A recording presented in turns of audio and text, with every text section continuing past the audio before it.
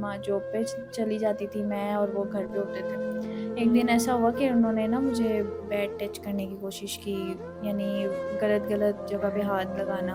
शुरू-शुरू मैंने इतना वो नहीं किया, ना मैंने मम्मा को बताया। जब उन्होंने गलत हरकत करने की कोशिश की, मैंने मम्मा को बताया तो मम्मा ने कहा कि तुम झूठ बोल रही हो, तुम्हारे वो सौतेले बाप है शायद इसलिए तुम बोल रही हो। मम्मा ने यकीन नहीं किया। तो एक दिन मैं ऐसी बैठी हुई थी, उन्होंने मुझे अपने पास बुलाया, उन्होंने कहा आओ पास बैठो, तो मैंने ना तुमसे बात करनी है। मैंने कहा जी। मैं बैठी तो बातों-बातों में उन्होंने ना मुझे गलत जगह हाथ लगाया। उठी हूँ तो मेरे कपड़े उन्होंने फाड़ दिए, यानी कि इतना था कि मैं भीख माँगने लग गई थी, लोगों से माँग-माँग के खाने लग गई थी। अस्सलाम वालेकुम नाज़रीन, मैं आपका मेज़बान अरसान राजपूत और आप देख रहे हैं अमन पाकिस्तान। आज हमारे साथ एक ऐसी बहन मौजूद है, जो अब माँ-बाप के साथ रह रही होती हैं, हँसती-खेलती इनकी ज़िंदगी होती है, लेकिन अचानक ऐसी क्या इनकी ज़िंदगी में हो जाता है कि अपने घर से भी दर-बदर हो जाती हैं और किसी घर में काम करने पे मजबूर हैं और ऐसे हालात में हैं कि यहाँ पे इनके पास ना बैठने के लिए जगह है, ना सोने के लिए चारपाई है, ना कोई बेड है, ना कोई दरी है, ना कोई चीज़ है। ज़मीन भी ऊपर बैठे हुए हैं, किसी घर में रह रही हैं, यहाँ पे काम कर रही हैं। ये जानते हैं इस तरह से इनके ऊपर हालात किस तरह से हैं? अस्सलाम वालेकुम। वालेकुम सलाम। बहन बताइएगा, अच्छी-भली आपकी ज़िंदगी चल रही थी, स्टडी कर रही थी। अक्सर हमने देखा है लोग लव मैरिज करके ज़लील हो जाते हैं, उनके ऊपर फिर इस तरह के हालात आते हैं। आपके ऊपर इस तरह के हालात क्यों आए? मम्मा-पापा की लव मैरिज थी, रोज़ लड़ाइयाँ झगड़े वगैरह होते थे। एक दिन ऐसा हुआ कि लड़ाई ज़्यादा हुई तो मम्मा घर छोड़ के किसी रिश्तेदार के चली गई। फिर बात वगैरह होती रही, समझाया मम्मा-पापा को, वो नहीं समझे। मम्मा ने खुला का नोटिस पापा को भेज दिया, फिर तलाक हो गई। हम लोग अलग हो गए, अलग घर में शिफ्ट हो गए। मम्मा की किसी गैर मर्द से बात होती थी, तो वो गैर मर्द ना घर आने लग गया, मुझे बेटा-बेटा कहता था। मम्मा ने भी समझाया कि तुम्हारे पापा की तरह। शुरू-शुरू हुआ कि गैर मर्द है, पापा कहाँ से आ गए? तो फिर मम्मा ने समझाया, मैंने कहा ठीक है, मैं फिर पापा कहने लग गई। उसके बाद मम्मा ने और अंकल ने ना निकाह कर लिया। शुरू-शुरू सब कुछ ठीक रहा, इकट्ठे रहने लग गए। 2-3 साल ऐसे ही आराम से गुज़रे, फिर उसके बाद वही लड़ाइयाँ झगड़े होने लग गए। वो अंकल काम नहीं करते थे। तो मम्मा की और वो अंकल की ना इसी बात पे लड़ाई होती थी कि तुम काम नहीं करते हो, ये वो। अगर किसी काम पे जाते भी थे तो 1-2 दिन से ज़्यादा नहीं रहते थे, वापस आ जाते थे। तो उसके बाद मम्मा ने खुद फ़ैसला किया कि मैं खुद ही जॉब कर लेती हूँ। मम्मा जॉब पे चली जाती थी, मैं और वो घर पे होते थे। एक दिन ऐसा हुआ कि उन्होंने ना मुझे बैड टच करने की कोशिश की, यानी गलत-गलत जगह पे हाथ लगाना। शुरू-शुरू मैंने इतना वो नहीं किया, ना मैंने मम्मा को बताया। जब उन्होंने गलत हरकत करने की कोशिश की, मैंने मम्मा को बताया तो मम्मा ने कहा कि तुम झूठ बोल रही हो, तुम्हारे वो सौतेले बाप है शायद इसलिए तुम बोल रही हो। मम्मा ने यकीन नहीं किया।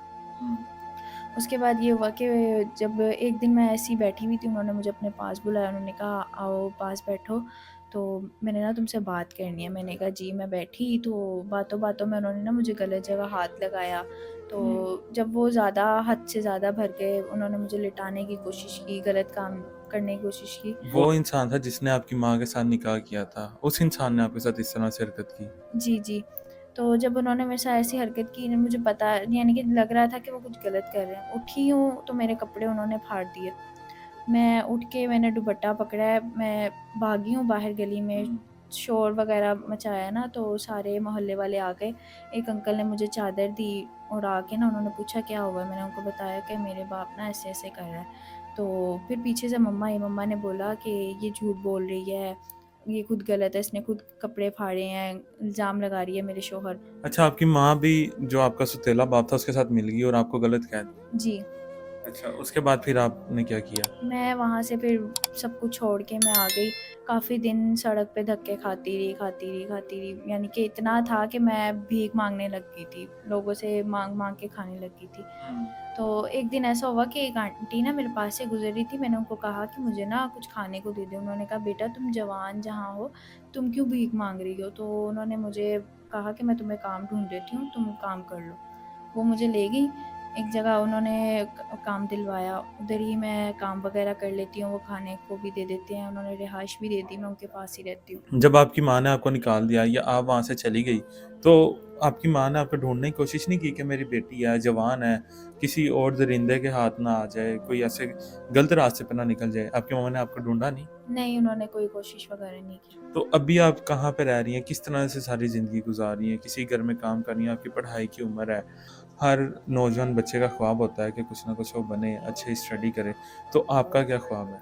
मैंने अभी मैट्रिक कंप्लीट किया था जब घर वालों की लड़ाई वगैरह हुई थी उसी वक़्त। तो अब मैं चाहती हूँ कि मैं डॉक्टर बनूँ पर ऐसे हालात नहीं हैं। तो मैं चाहती हूँ कि कोई मेरी हेल्प करे।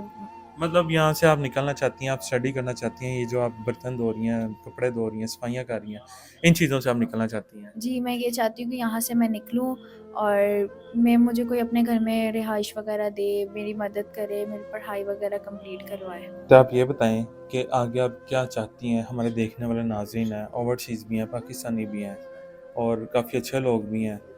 अगर आपकी शादी की भी अब उम्र हो ही गई है, तो कोई अपने बेटे का या खुद आपसे शादी करना चाहे तो उसकी कितनी उम्र होनी चाहिए? क्योंकि अक्सर लोग हैं, वो बाहिर के मुल्क होते हैं, उनकी उम्र जो है वो थोड़ी ज़्यादा हो जाती है। तो उसके लिए आपका क्या ख़्याल है?